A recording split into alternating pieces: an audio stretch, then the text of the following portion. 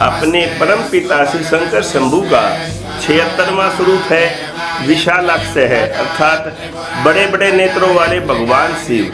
बड़े बड़े नेत्रों वाले भगवान शिव से तात्पर्य भगवान शिव के 3 आँखों वाले रूप से है। यह उनकी एक विशेष पहचान है, जिसके कारण उन्हें त्रिलोचन और त्र्यंबकम भी कहा जाता है।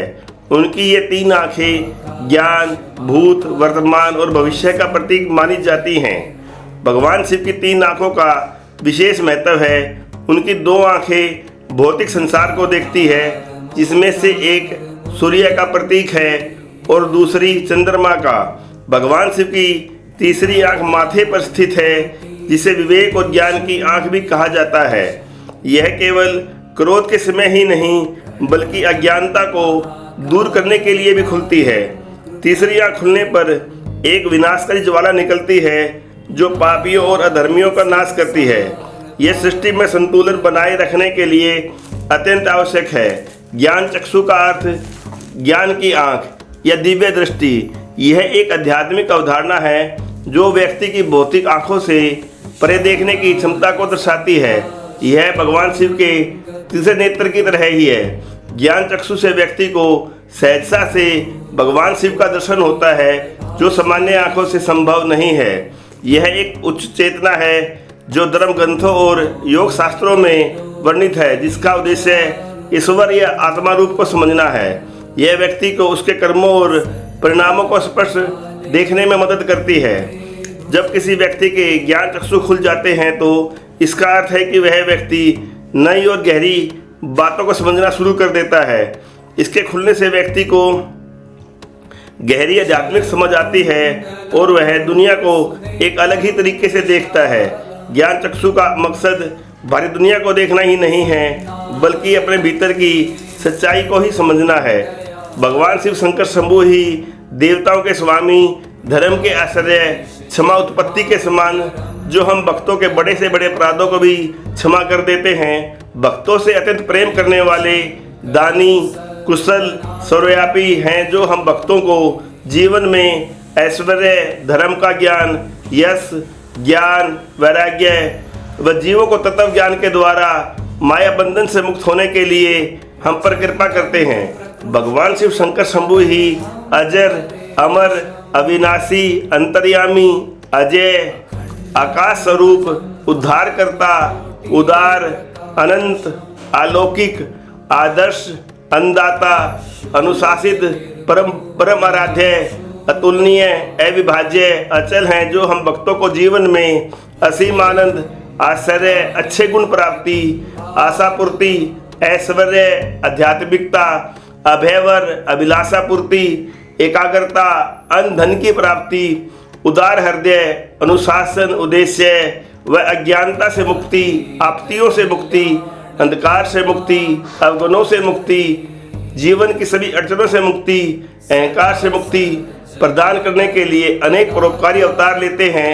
वह हम भक्तों को अपने जीवन में ईश्वर के प्रति अटल प्रेम बनाए रखने, एकाग्र बनने, अच्छे विचार रखने, आस्थावान रखने, अनन्य भाव रखने, आत्मविश्वासी बनने, अपनी आत्मशक्ति को बढ़ाने, आत्मचिंतन करने, आत्मविश्लेषण करने, अनुभवी बनने, आशावादी बनने, अपना आचरण सुधारने व आत्मनिर्भर बनने व अहंकार का त्याग करने की शिक्षा देते हैं।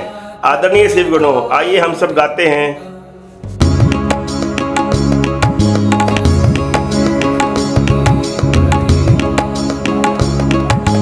हे शंभू बाबा मेरे भोलेनाथ, हे शंभू बाबा मेरे भोलेनाथ, तीनों लोक में तू ही तू, हे शंभू बाबा मेरे भोलेनाथ, तीनों लोक में तू ही तू, जग का स्वामी है तू, अंतर्यामी है तू, जग का स्वामी है तू, अंतर्यामी है तू, मेरे जीवन की अनमित कहानी है तू, हे शंभू बाबा मेरे भोलेनाथ, तीनों लोक में तू ही तू।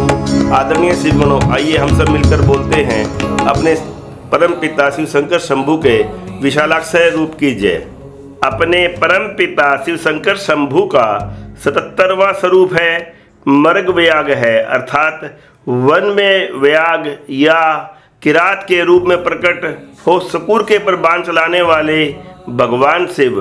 वन में व्याघ्र, बाघ और किरात शिकारी के रूप में भगवान शिव के प्रकट होने के ऊपर दो अलग अलग कथाएं प्रचलित हैं। एक बार दारुका वन के ऋषियों को यह घमंड हो गया था कि वे अनुसंधानों और तपस्या से ही सर्वशक्तिमान है। उनके इस अभिमान को तोड़ने के लिए भगवान शिव ने एक नगन सुंदर भिक्षुक का रूप धारण किया और वे जंगल में पहुंचे, जिससे ऋषि अत्यंत क्रोधित हो गए।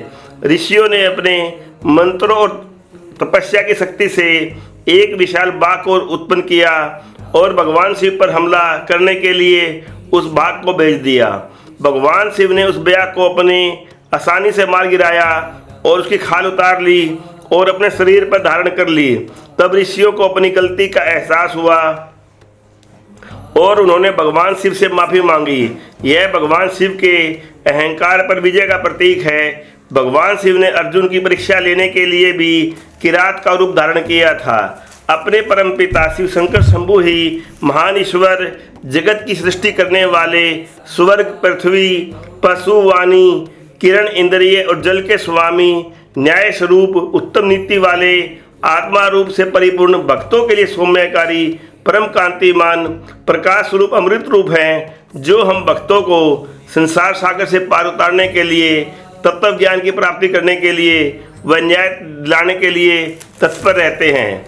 अपने परम पिता शिव शंकर शंभू ही अत्यंत बलशाली, बंधन रहित, भगत वत्सल, भावरोग निवारक, ब्रह्मांड स्वरूप, ब्रह्मांड रचयिता, ब्रह्मांड पालक, ब्रह्मांड सहारक, ब्रह्मांड स्वामी, ब्रह्मांड गुरु हैं, जो हम भक्तों को जीवन में बुद्धि, भक्ति, बल, बहादुरी व भवसागर से मुक्ति, सभी बुराइयों से मुक्ति, भय से मुक्ति, सभी बीमारियों से मुक्ति, बुरे विचारों से मुक्ति, सभी बाधाओं से मुक्ति प्रदान करने के लिए अनेक परोपकारी अवतार लेते हैं। वह हम भक्तों को जीवन में ज़्यादा अधिक न बोलने, अपने जीवन में बड़े दायित्व लेने, बुद्धिमान बनने, अपने प्रभु की अटल भक्ति करने, अपने बड़ों से मन का मान करने, अपने भाग्य पर विश्वास रखने, दूसरों की भलाई करने व अपने अंदर की बुराइयों का त्याग करने, भय मुक्त रहने की शिक्षा प्रदान करते हैं। आइए भक्तों, हम सब मिलकर अपने परमपिता शिव शंकर शंभू के मर्ग व्याग की महिमा का गुणगान एक भजन के द्वारा करते हैं।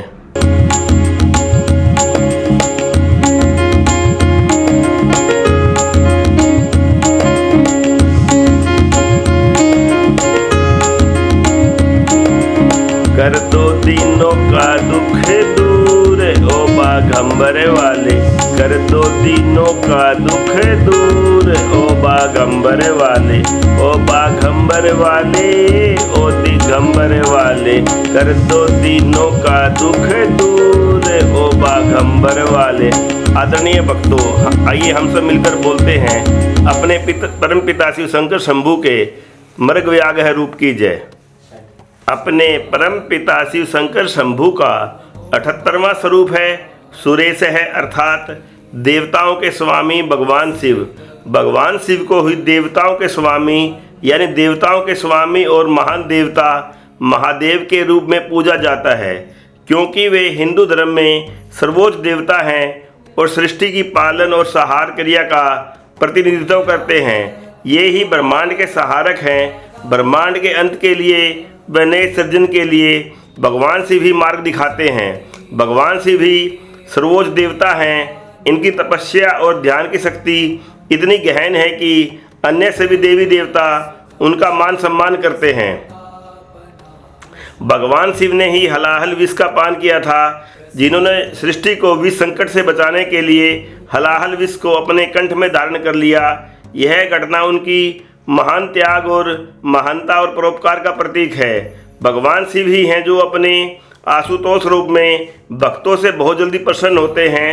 सभी देवी देवताओं में सर्वोच्च स्थान रखते हुए भी भगवान अपनी आध्यात्मिकता और संसारिक जिम्मेदारियों को पूर्णतः निभाते हैं।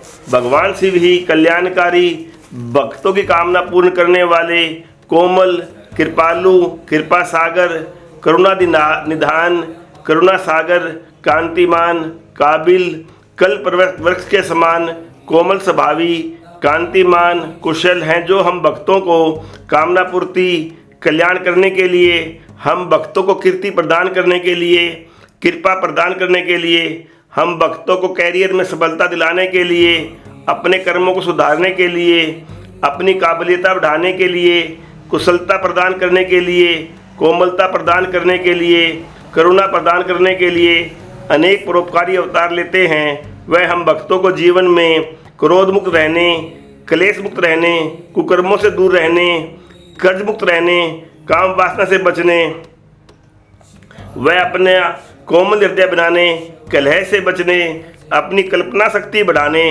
कर्मठ बनने, अपने कर्तव्यों को पूरा करने व काबिल बनने की शिक्षा प्रदान करते हैं। आदरणीय शिवगणों, आइए हम अपने परम पिता शिव शंकर शंभू के सुरेशह रूप की महिमा का गुणगान एक भजन के द्वारा करते हैं।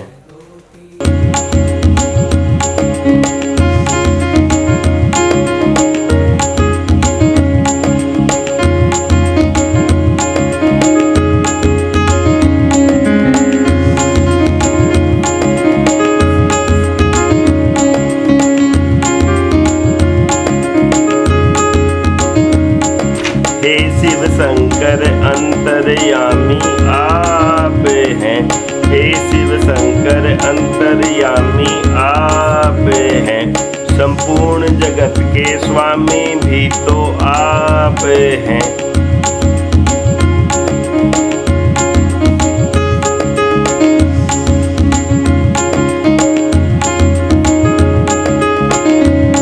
तुमसे न बड़ा कोई दाता, तुम हो सबके भाग्य विधाता। तुमसे बड़ा न कोई दाता, तुम हो सबके भाग्य विधाता। अमृत जग को दे करके जो विष को है पी जाता। हे शिव शंकर अंतर्यामी आप हैं।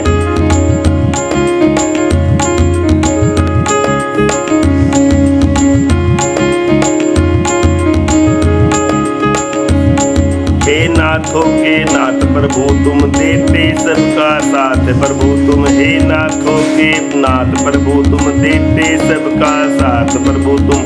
दुनिया है तेरी अनुगामी, तुम हो सब भक्तों के स्वामी। हे शिव शंकर अंतर्यामी आप हैं, सब भक्तों के स्वामी भी तो आप हैं। आदरणीय भक्तों, आइए हम सब मिलकर बोलते हैं अपने परम पिता शिव शंकर शंभू के सुरेशह रूप की जय।